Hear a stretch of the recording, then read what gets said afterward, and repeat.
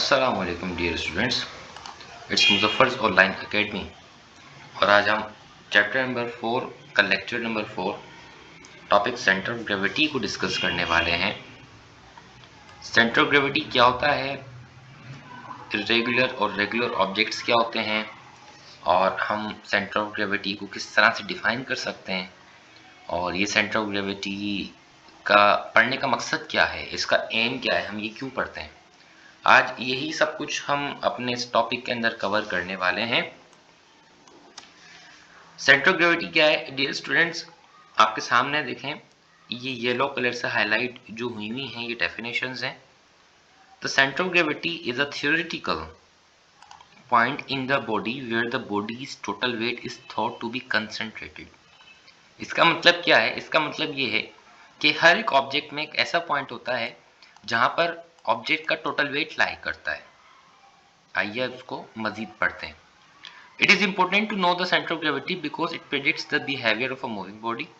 हम centre of gravity को discuss क्यों करते हैं, ताकि हमें बिहेवियर ऑफ मूविंग बॉडी मालूम हो। मतलब जो ऑब्जेक्ट चल रहा है, ऑब्जेक्ट में किस तरह का मोशन है, ऑब्जेक्ट में कितना मोशन है, ऑब्जेक्ट में मोशन क्यों है, ये सारी चीज़ें हम मालूम कर सकते हैं by determining the centre of gravity of this object. When acted on by gravity, it is also useful in designing static structures. अब देखें जी, इसकी एप्लीकेशन हमें बताई जा रही हैं कि it is also useful in designing static structure such as buildings and bridges. जब खास तौर पर आर्किटेक्चर्स इस सेंटर ऑफ ग्रेविटी का बड़ा ख्याल रखते हैं, क्योंकि एक ऑब्जेक्ट को हमने स्टेबल कंडीशन में बनाना होता है। सिंपल सी बात ये है कि आपके पास एक ऑब्जेक्ट जिसको हमने स्टेबिलिटी अगर हमने उसके अंदर पैदा करनी है, तो हमें ये बात पता होना चाहिए कि हम उसका सेंटर ऑफ ग्रेविटी कहाँ पर रख रहे हैं या उसका सेंटर ऑफ ग्रेविटी किस जगह पर है। ठीक है, तो सेंटर ऑफ ग्रेविटी किसी भी ऑब्जेक्ट का एक ऐसा पॉइंट होता है जिससे हम क्या कर सकते हैं, उस पूरे ऑब्जेक्ट का वेट मालूम कर सकते हैं, उस ऑब्जेक्ट की मोशन को मालूम कर सकते हैं एंड सो ऑन। एक और डेफिनेशन, और the point of an object where all the weight of an object lies. किसी भी ऑब्जेक्ट में एक ऐसा पॉइंट जहां पर, मैं आगे नीचे पिक्चर्स हैं उसके अंदर आपको इसकी एग्जांपल दूंगा कि एक ऑब्जेक्ट में एक ऐसा पॉइंट जहां पर उस ऑब्जेक्ट का वेट लाई करता हो, टोटल वेट लाई करता हो, नेट वेट जिसको हम कहते हैं, इस तरह के पॉइंट को सेंटर ऑफ ग्रेविटी कहा जाता है। डियर स्टूडेंट्स, आपके सामने ये कुछ ऑब्जेक्ट्स बने हुए हैं। अब देखें, ये जो ऑब्जेक्ट आपको नजर आ रहा है इस तरह से, ये सर्किल, इस सर्किल में लाजमी सी बात है ये सर्किल बहुत सारे एटम से बना होगा। ये जो ब्लैक कलर के मैं यहाँ पर पॉइंट नोट कर रहा हूँ, समझ लें ये बहुत सारे एटम्स हैं जिनसे मिलकर ये सर्किल बना हुआ है। अच्छा जी, हर एटम का अपना वेट होगा और वो वेट किस तरफ होगा सर, टूवर्ड्स द अर्थ होगा। इस तरह से हर एटम का अपना एक वेट होगा, इस वाले का भी होगा, इधर भी होगा। मतलब ये जितनी भी एटम्स हैं इन सबका एक वेट होगा। इन सब के अंदर अगर ये ऑब्जेक्ट, मतलब आपका अगर ये ऑब्जेक्ट मूव करता है पूरा, इस डायरेक्शन में जाता है या फिर इस डायरेक्शन में जाए, अपवर्ड जाए या फिर डाउनवर्ड जाए या फिर पॉजिटिव एक्स एक्सिस की तरफ जाए, लाजमी सी बात है जब ये पूरा सर्किल मूव करता है तो इसके अंदर मौजूद हर एक एटम मूव करता है। तो आपके जहन में ये बात आ रही है कि अगर हमने इस ऑब्जेक्ट के मोशन को डिस्कस करना है तो लाजमी सी बात इसके एटम को भी डिस्कस करना पड़ेगा कि उसके एटम का मोशन क्या है। तो अब इतने सारे एटम के मोशन को डिस्कस करना हमारे लिए मुश्किल होता है, तो इसलिए हम क्या करते हैं, ऑब्जेक्ट में एक पॉइंट ले लेते हैं, एक ऐसा पॉइंट जहां पर उस ऑब्जेक्ट का वेट लाई करता हो। फिर हम उस पॉइंट को डिस्कस करते हैं, उस पॉइंट के मोशन को मालूम करते हैं कि उसका मोशन क्या है, उसका टाइप क्या है, उसके अंदर कितना वेट है। उस पर जब हम इस पूरे ऑब्जेक्ट पे, अब फर्ज करें मैंने यहाँ पर इस ऑब्जेक्ट के ऊपर एक फोर्स लगाई एफ, इस तरह से मैंने क्या करा, फोर्स लगाई एफ। ठीक है, अब जब मैं इस ऑब्जेक्ट के ऊपर फोर्स लगाऊंगा तो लाजमी सी बात है ये फोर्स हर एक एटम के ऊपर लग रही होगी। तो अब हर एक एटम में से फोर्स मालूम करना हमारे लिए मुश्किल है, तो इसीलिए हम क्या करते हैं कि एक ऑब्जेक्ट का ऐसा पॉइंट हम ले लेते हैं जिसमें से हम एक चीज को मालूम करें। फर्ज करें कि मैंने फोर्स को मालूम किया इस centre of gravity. Centre of gravity आपके पास क्या है, या फिर ग्रेविटी, ये पॉइंट जो आपके पास पर्पल कलर का बना हुआ है, ये सेंटर ऑफ ग्रेविटी पॉइंट है। ठीक है, अब हमने क्या किया, हमने ये किया कि भाई ये पॉइंट ले लिया। अब इस पॉइंट को मालूम करने के बाद इस पॉइंट में कितनी फोर्स है तो हमें मालूम हो जाएगा कि तमाम एटम्स से कितनी फोर्स है। इस पॉइंट का मोशन क्या है, तो हमें मालूम हो सकता है कि तमाम एटम्स का मोशन क्या है। इस पॉइंट के ऊपर किस टाइप का मोशन है, तो हमें मालूम हो सकता है कि तमाम एटम्स में किस टाइप का मोशन है। इसके ऊपर कितना ग्रेविटी एक्ट कर रही है, तो हमें मालूम हो सकता है कि हर एक ऑब्जेक्ट के हर एक एटम पे कितनी ग्रेविटी एक्ट कर रही है। सो इसीलिए हम ये कहते हैं सेंटर ऑफ ग्रेविटी किसी भी ऑब्जेक्ट का ऐसा पॉइंट होता है जहां पर उस ऑब्जेक्ट का टोटल वेट लाई करता है। अंडरस्टैंड? आइए इस पॉइंट को हम पढ़ते चलते हैं, ये पॉइंट बड़ा इंपॉर्टेंट है।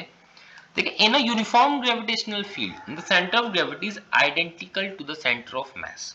What is mean by centre of mass sir? Centre of mass को हम आगे पढ़ते चलेंगे, इसलिए मैं यहाँ पे नोट डाउन कर रहा हूँ, ठीक है। मतलब ये कि अगर आपके पास एक यूनिफॉर्म ग्रेविटेशनल फील्ड है, सो यूनिफॉर्म ग्रेविटेशनल फील्ड के अंदर आपके दो पॉइंट सेम होते हैं, आइडेंटिकल होते हैं। और वो दो पॉइंट आपके पास कौन से हैं डियर स्टूडेंट्स? एक पॉइंट तो आपके पास सेंटर ऑफ ग्रेविटी, ठीक है, एक पॉइंट आपके पास क्या है? सेंटर ऑफ ग्रेविटी है। दूसरा पॉइंट आपके पास क्या है? सेंटर ऑफ मास है।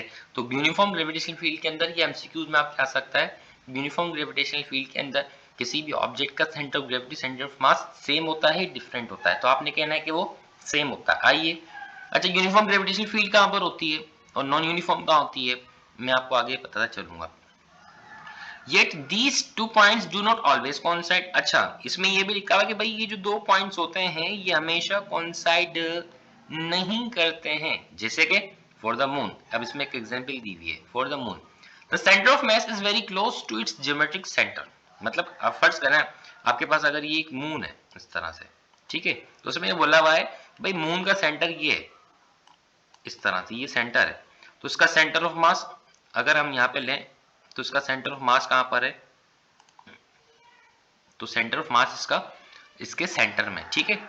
लेकिन आगे क्या बोला हुआ है, however its centre of gravity is slightly, its centre of gravity is slightly towards the earth due to the stronger gravitational force on the moon's near side. अच्छा, ये इसका क्या है? सेंटर ऑफ मास, ठीक है। ये बोलता है कि मून का जो सेंटर ऑफ मास है वो उसके सेंटर में ही है, लेकिन उसका जो ग्रेविटेशनल सेंटर ऑफ ग्रेविटी है वो स्लाइटली डाउनवर्ड है। ये आपके पास क्या है? सेंटर ऑफ ग्रेविटी है, ठीक है। क्यों? क्योंकि अर्थ मून पर बहुत ह्यूज अमाउंट में ग्रेविटेशनल फोर्स एक्ट करता है। सो इसलिए आपका जो सेंटर ऑफ ग्रेविटी होता है किसका, ये आपके पास है क्या? मून है। मून का जो सेंटर ऑफ ग्रेविटी होता है वो स्लाइटली डाउनवर्ड होता है, किससे? सेंटर ऑफ मास से। तो इसीलिए हम ये कहते हैं कि कुछ ऑब्जेक्ट्स का जो centre of mass, centre of gravity वो सेम भी होता है, कुछ का डिफरेंट भी होता है। और जैसे कि हमने यहाँ पे मून की एग्जांपल दी। अच्छा डियर स्टूडेंट्स, यहाँ पर असल में क्या है कि दो तरह के ऑब्जेक्ट्स होते हैं, एक तो रेगुलर होते हैं और दूसरा इर्रेगुलर ऑब्जेक्ट्स होते हैं। रेगुलर ऑब्जेक्ट्स क्या होते हैं? जो कि ज्योमेट्रिकल ऑब्जेक्ट्स होते हैं। जैसे कि आइए मैं आपको एक एग्जांपल देता चलूं। देखिए रेगुलर ऑब्जेक्ट्स क्या हैं? रेगुलर ऑब्जेक्ट्स आपके पास फर्ज करें ये सर्किल है, ठीक है, ये ट्राइंगल है इस तरह से, और ये स्क्वायर है, आपके पास ये स्क्वायर है, अच्छा जी ये रेक्टेंगुलर है इस तरह से। तो रेगुलर ऑब्जेक्ट्स वो ऑब्जेक्ट्स होते हैं जिनकी पर्टिकुलर शेप होती है। सो इसलिए जो भी रेगुलर ऑब्जेक्ट्स होते हैं उन सबका सेंटर ऑफ ग्रेविटी उनके सेंटर में होता है, ठीक है। अब आप कहें सर, हो सकता है कि सर या फिर मैं इसी तरह से बोल रहा हूँ सेंटर में ना होता हो, तो सर ये हमें कैसे मालूम होगा? आइए इसका एक प्रैक्टिकल कर लें। वो प्रैक्टिकल कैसे होगा डियर स्टूडेंट्स? वो प्रैक्टिकल बड़ी आसानी से हो सकता है कि आप अपने हाथ में एक जर्नल लें और उस जर्नल को अपनी एक फिंगर पे बैलेंस करें। आप ये देखेंगे कि जो जर्नल बैलेंस हो रहा है वो उसके फिंगर बिल्कुल सेंटर में रखने से हो रहा है। तो इसका मतलब ये है कि जहां से वो ऑब्जेक्ट बैलेंस हो रहा है उस ऑब्जेक्ट का जो सेंटर ऑफ ग्रेविटी है उसके सेंटर में।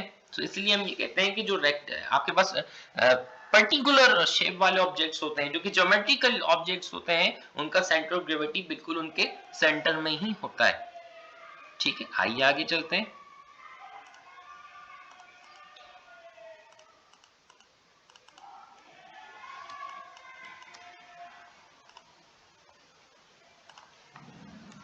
डियर स्टूडेंट्स, अब यहाँ पे क्या बात की जा रही है हम ये चेक करते हैं। In a symmetrical shaped object form of homogeneous material। देखें इसमें ये बात की जा रही है हमने पीछे की, form of homogeneous material the centre of gravity में match the body geometric centre. मतलब जो सेंटर ऑफ ग्रेविटी होता है, जो सेंटर ऑफ ग्रेविटी होता है वो ऑब्जेक्ट के सेंटर में होता है। हाउएवर एन एसिमेट्रिकल ऑब्जेक्ट, जो कि रेगुलर शेप वाले नहीं होते हैं, एसिमेट्रिकल होते हैं, composed of various materials, different materials के बने हुए होते हैं, डिफरेंट मैसेज, अच्छा विथ डिफरेंट मैसेज, उनके मैसेज भी डिफरेंट होते हैं, is likely to have its centre of gravity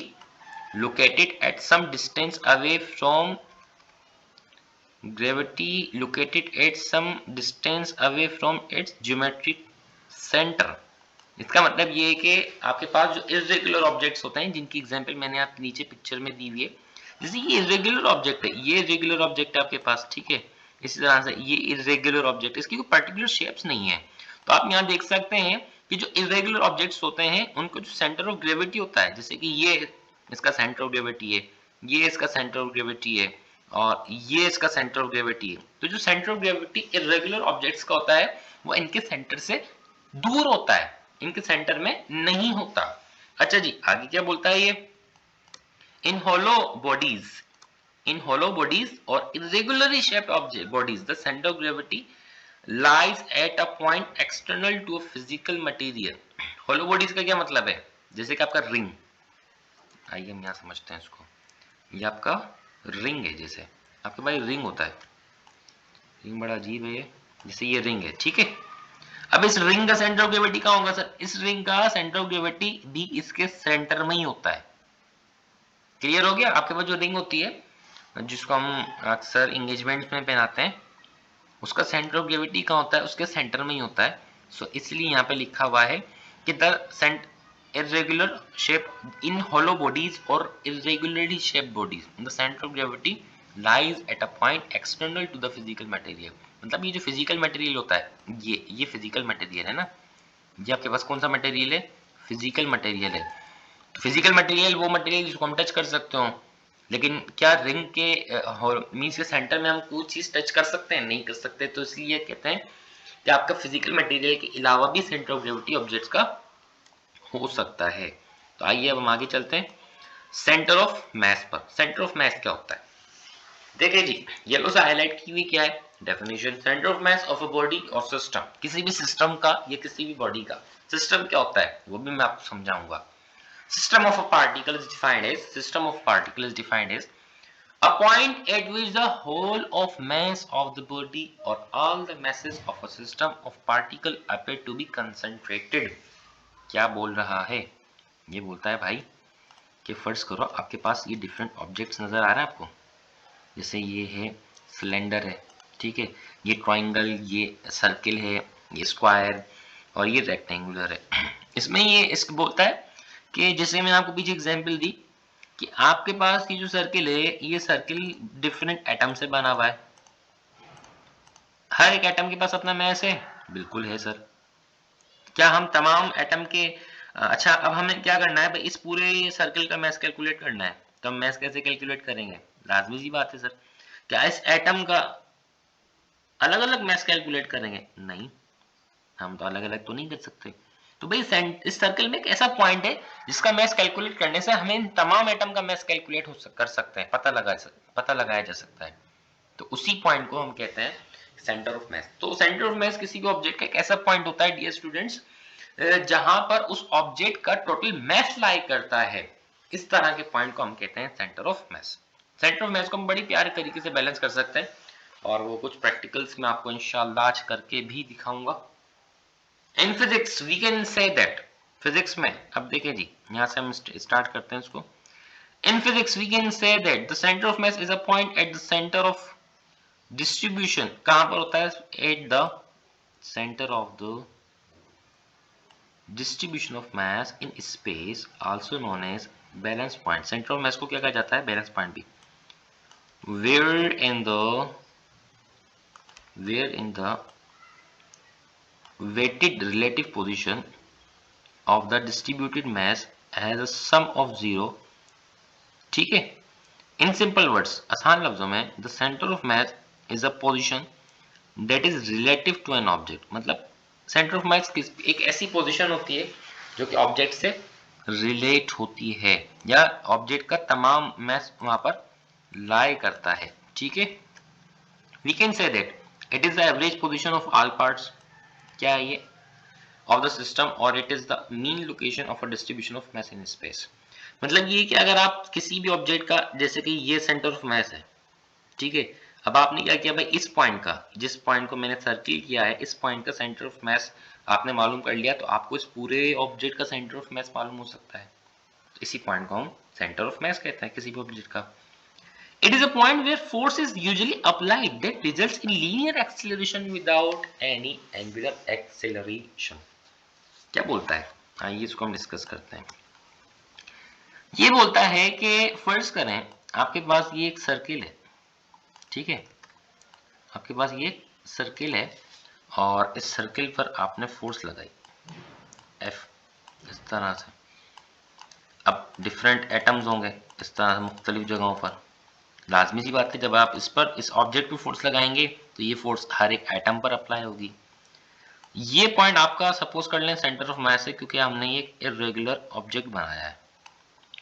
तो इस पॉइंट के ऊपर फोर्स मालूम करने से हमें वो फोर्स जो कि तमाम एटम्स पर अप्लाई हो रही है मालूम की जा सकती है। क्लियर है। अच्छा, जब हम इस डायरेक्शन में फोर्स लगाएंगे तो ये ऑब्जेक्ट भी नहीं मूव करेगा, ऐसा ही, जी हाँ करेगा। इसमें वेलोसिटी होगी, बिल्कुल होगी। ये डिस्प्लेसमेंट कवर करेगा, बिल्कुल करेगा। अच्छा, इसके अंदर एक्सीलरेशन भी तो होगी, बिल्कुल हाँ होगी सर, न्यूटन का सेकंड लॉ पढ़ा है कि भाई जहां पर फोर्स होती है वहां पर उतनी ज्यादा एक्सीलरेशन भी होती है, जी हाँ होती है सर। सो इसलिए इसमें ये लिखा हुआ है कि it is a point where force is usually applied. एक ऐसा पॉइंट है जहां पर फोर्स अप्लाई की जाए, एक ऐसा पॉइंट है जहां पर फोर्स अप्लाई की जाए, तो फोर्स अप्लाई करने से उस ऑब्जेक्ट में लीनियर एक्सीलरेशन क्रिएट होती है। क्लियर है। तो सेंटर ऑफ मास किसी भी ऑब्जेक्ट का एक ऐसा पॉइंट जहां पर उस ऑब्जेक्ट का टोटल मास लाई करता हो। और सेकंड बात ये कि अगर आप उस पॉइंट के ऊपर आप फोर्स अप्लाई करते हो, तो फोर्स अप्लाई करने से कौन सी एक्सीलरेशन होती है इसके अंदर, लीनियर होती है, एंगुलर नहीं होती। ये बात जहन में रखना, ठीक है। आगे चलते हैं।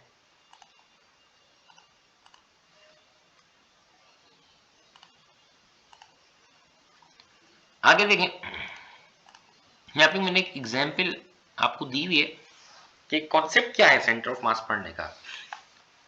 तो सेंटर ऑफ, जो कॉन्सेप्ट है सेंटर ऑफ मास पढ़ने का, is useful in analysing the complicated motion. कौन सा motion, complicated motion of the system of objects, particularly when two and more objects collide or an object explodes into fragments। अब देखें, आपको है ना यहाँ पर दो एग्जांपल्स दी गई हैं, before collision and after collision. Before collision 100 kilogram car moving at 10 metre per second, ये वाली green. 500 kilogram car moving at 15 metre per second, ठीक है। अब ये कुछ टाइम बाद आती हैं और ये इनमें क्या होता है भाई, इनमें कोलिजन हो जाता है, हेड टू हेड कोलिजन कहलाता है ना ये। अब अगर पूछा जाए कि भाई ये जब कोलाइड हुए, तो कोलाइड होने के बाद इन दोनों ऑब्जेक्ट्स का टोटल मास कितना था, टोटल वेलोसिटी कितनी थी, और इन जब ये कोलाइड हुए तो इस ग्रीन कार की डायरेक्शन क्या थी मोशन की कोलाइड होने के बाद आफ्टर कोलिजन, ब्लू कार की डायरेक्शन ऑफ मोशन क्या थी। तो ये सारी एक कॉम्प्लिकेटेड कैलकुलेशंस आ जाती हैं। तो इन कॉम्प्लिकेटेड कैलकुलेशन से डियर स्टूडेंट बचने के लिए हम क्या करते हैं, हम सेंटर ऑफ मास को डिस्कस करते हैं। अब हम क्या करेंगे, इतने सारे सवालों को जवाब हम कैसे देंगे, आसानी से दे सकते हैं। भाई दोनों कार का सेंटर ऑफ मास निकालो, उसका वेलोसिटी मालूम करो, उसका मास मालूम करो और उसी का डायरेक्शन ऑफ मोशन मालूम कर लो। तो जब आप ये तीनों चीजें उस सेंटर ऑफ मास की मालूम कर लोगे, तो आपको उस ऑब्जेक्ट की ये तीनों चीजें मालूम हो सकती हैं। क्लियर हुआ, ठीक है। अब हम आगे चलते हैं। नहीं हुआ तो आप मुझसे ग्रुप में डिस्कस कर सकते हैं, ठीक है। Frequently asked question, who discovered the centre of gravity, ये आपने पढ़ना है। How does the centre of gravity affect the balance, why is the centre of gravity important, and where is the centre of gravity in a human body, human body में centre of gravity कहाँ होता है। So dear students, इंशाल्लाह we will meet in next lecture. आपको कुछ मैं challenges देकर जा रहा हूं, और वो चैलेंजेस आप में से वही बंदा क्लियर कर सकता है जो इस टॉपिक को अच्छी तरह समझ गया होगा। जैसे आपके पास पेंसिल होती है, जैसे ये फर्ज करें मैं एक पेंसिल बनाता हूँ, ठीक है, ये आपके पास क्या है, पेंसिल है, और ये इसकी निप है इस तरह से।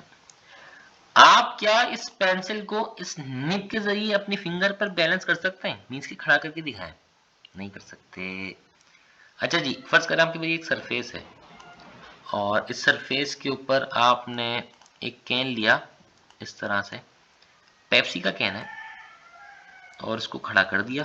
जी सर, हो सकता है खड़ा, लेकिन क्या आप इस कैन को इस तरह से टेढ़ा खड़ा कर सकते हैं इसका सेंटर ऑफ मास बैलेंस करके?